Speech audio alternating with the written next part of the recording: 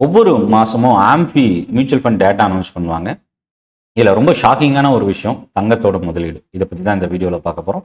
Gold நீங்கள் already invest பண்ணியிருக்கீங்க, gold ETF நான் வாங்கியிருக்கேன், இல்லை நான் தங்கம் இப்போ வாங்கணும்.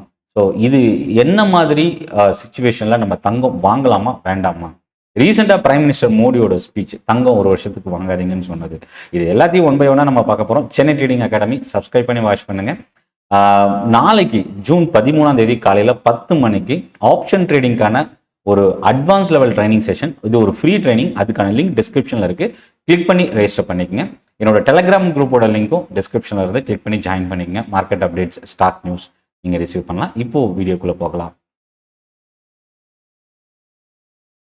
ஸோ தங்கம் வாங்கலாமா வேண்டாமா, இதுதான் எல்லாருக்கும் இருக்கிற ஒரு பிரச்சனை. மார்க்கெட் ஈக்விட்டி மார்க்கெட் தொடர்ந்து இறங்கிட்டு இருக்கு. ஈக்விட்டி மார்க்கெட்டில் இன்வெஸ்ட் பண்ணுறதுல எனக்கு கான்ஃபிடென்ட் இல்லை.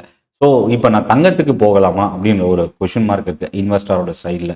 கடந்த 13 மாதத்தில் கோல்டு ETF தொடர்ந்து இன்வெஸ்ட்மெண்ட் இன்ஃப்ளோவை எடுத்துகிட்டு வந்தது. அதாவது இதை நம்ம ரொம்ப எக்ஸாம்பிள் சொல்லணும், ரொம்ப ஈஸியாக சொல்லணும்னா, மே 2025 292 கோடி ரூபா அளவுக்கு தங்கம் இன்ஃப்ளோவில், அதாவது கோல்டு ETFல இன்வெஸ்ட் பண்ணியிருந்தாங்க.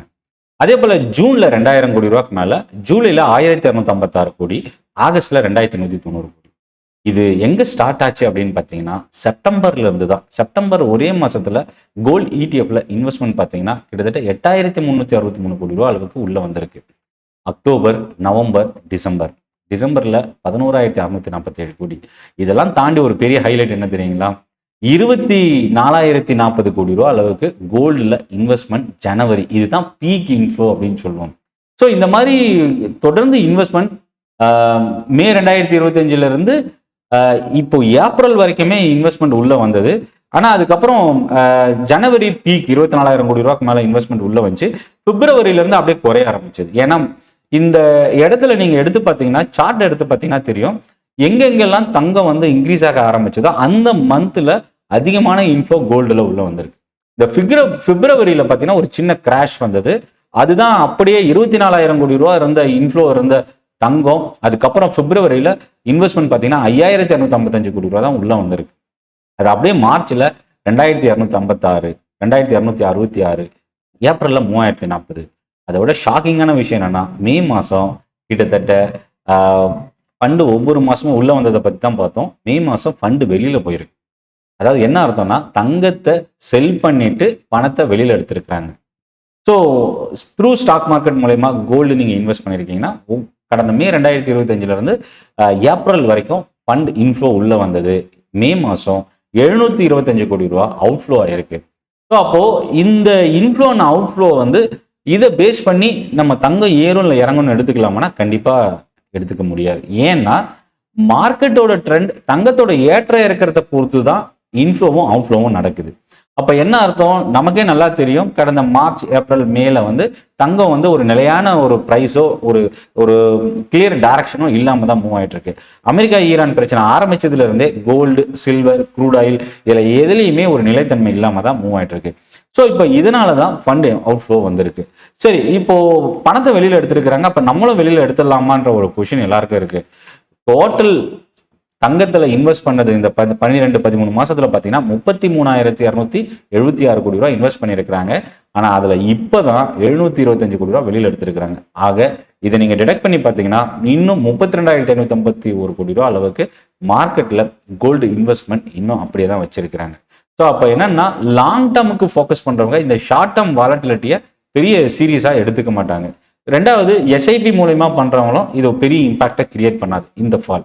ஸோ தங்கம் இறங்குறதுக்கும் இந்த இன்ஃப்ளோ அண்ட் அவுட்ஃப்ளோ வர்றதுக்கும் கண்டிப்பாக சான்ஸ் அந்த இம்பாக்ட் இருக்கு. ஏன் அப்படின்னா 2025 மே 2025 கிட்டத்தட்ட 200-300 கோடி ரூபாயில் இருந்த தங்கத்தோட இன்வெஸ்ட்மெண்ட் ஜனவரி பீக்கில் அந்த 24,000 கோடி ரூபா அளவுக்கு கிராஷ் ஆயிருக்கு. ஸோ அப்போ என்னன்னா, அந்த ட்ரெண்டை பொறுத்து தான் இன்ஃப்ளோவும் அவுட்ஃப்ளோவும் நடக்குது. இப்போ மார்க்கெட் அகைன் தங்கம் பவுன்ஸ் பேக் ஆனால் மறுபடியும் மார்க்கெட்டுக்குள்ள தங்கத்தோட முதலீடு அதிகரிக்க வாய்ப்பு இருக்கு. ஸோ இப்போ long term investor, short term investor, இப்போ இந்த 2 கேட்டகரியாக பிரிச்சோம்னா, நான் ஒரு வருஷத்துக்குள்ள நான் ப்ராஃபிட் பார்க்கணும்னு இன்வெஸ்ட் பண்ணவங்களோட நிலைமை கண்டிப்பாக இப்போ லாஸ்ட்ல இருக்க வாய்ப்பு இருக்கு. அதாவது நீங்க பீக்லயோ இல்லை ஒரு ஹையர் ப்ரைஸ்ல வாங்கியிருந்தா. பட் இப்போ ஒரு நெகட்டிவ் சென்டிமெண்ட் தான். பட் அப்போ அவங்க என்ன பண்ணலாம் அப்படின்னா, நீங்கள் தங்கத்தை வந்து இன்னும் ஒரு 6 மாதம் இல்லை 1 வருஷத்துக்கு எக்ஸ்டெண்ட் பண்ணலாம். உங்களோட இன்வெஸ்ட்மெண்ட்டை எக்ஸ்டெண்ட் பண்ணலாம். மேபி லாங் டேர்மும் நீங்கள் கன்வெர்ட் பண்ணலாம். இன்கேஸ் உங்களுக்கு இந்த ஃபண்டு வந்து இம்மிடியேட்டாக தேவையில்லை அப்படின்றது. இன்கேஸ் இது எனக்கு வந்து ஷார்ட் டேர்மில் பிரச்சனை இல்லை, லாங் டேர்ம் தான் அப்படின்னா 2 விஷயம் செய்யலாம். ஒன்று, இப்போ இருக்கிற இந்த ஷார்ட் டேர்ம் வாலட்டிலிட்டியை பற்றி பெரிய அளவுக்கு சீரியஸாக எடுத்துக்க தேவையில்லை. பட் ஏற்கனவே இன்வெஸ்ட் பண்ணியிருக்கீங்க, அது லாஸில் இருக்குது அப்படின்னா, குறையும் போது இல்லை ஏதோ ஒரு இடத்துல வந்து கீழே பெரிய கரெக்ஷனோ இல்லை ஃபால் வரும்பொழுது அந்த இடத்துல நீங்கள் அடிஷ்னலாக ஆட் பண்ணலாம். ஏன்னா இது ஸ்டாக் மாதிரி கிடையாது, கோல்டு வந்து ஒரு கமாடிட்டி ப்ராடக்ட். ஸோ அப்போது இதில் வந்து நமக்கு ஆவரேஜ் பண்ணுறது எந்த பிரச்சனையும் இல்லை லாங் டேர்ம் இன்வெஸ்டர்ஸ்க்கு. அதே மாதிரி இன்னொரு விஷயம் நம்ம இதில் கவனிக்க வேண்டியது என்ன, ஈக்விட்டி மார்க்கெட் ஆல்ரெடி இறங்கிட்டு இருக்கு.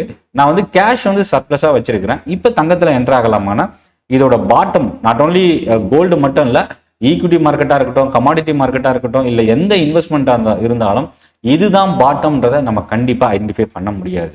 ஏன்னா Jio political tension, global economy, இதை எல்லாத்தையும் பொறுத்து தான் மார்க்கெட்டோட மூவ்மெண்ட்டும் சரி, கோல்டு சில்வரோட மூவ்மெண்ட்டும் இருக்கும். ஸோ அப்போ வந்து பாட்டம் என்னன்னு தெரியாமல் நம்ம பாட்டத்துக்காக வெயிட் பண்ணுறதை விட நீங்கள் எஸ்ஐபி மூலயமா கொஞ்சம் கொஞ்சமாக கோல்டை நீங்கள் ஆட் பண்ணிகிட்டே வரலாம் த்ரூ எஸ்ஐபி மூலயமா. இப்போ அடுத்த கொஸ்டின் என்னன்னா, பிசிக்கல் கோல்டு வாங்கலாமா வேண்டாமா? நீங்கள் கல்யாணத்துக்காக வாங்க போகிறீங்கன்னா இது தவிர்க்க முடியாத ஒரு விஷயம். ஸோ ஃபிசிக்கல் கோல்டு நீங்கள் பர்ச்சேஸ் பண்ணிக்கலாம். ப்ரைஸை நீங்கள் கன்சிடர் பண்ணணும்னு அவசியம் இல்லை, ஏன்னா அது நம்ம கட்டாயமாக வாங்கணும். ஆனால் இதில் இன்னொரு விஷயம் என்ன செய்யலாம் அப்படின்னா, மேபி உங்கள் ஃபேமிலியில் உங்களுக்கு கன்வீனியன்ட் இருக்குது அப்படின்னா, ஃபிசிக்கல் கோல்டு வாங்குறத விட கோல்டு இடிஎஃபாக நீங்கள் உங்களோட சில்ட்ரனுக்கு நீங்கள் கொடுக்கலாம். கல்யாணத்துக்கு அப்போ நான் இப்போ இமீடியட்டாக கல்யாணத்துக்கு கொடுக்கணும் அப்படின்னா, அதை நகையாக கொடுக்கணுன்ற அவசியம் இல்லை அப்படின்னு உங்களுக்கு தோணுச்சுன்னா, நீங்கள் வந்து கோல்டு இடிஎஃபாவோ கோல்டு மியூச்சுவல் ஃபண்டாவோ உங்கள் பசங்களுக்கு நீங்கள் ட்ரான்ஸ்ஃபர் பண்ணலாம். அது ஒரு அட்வான்டேஜ் இருக்குது.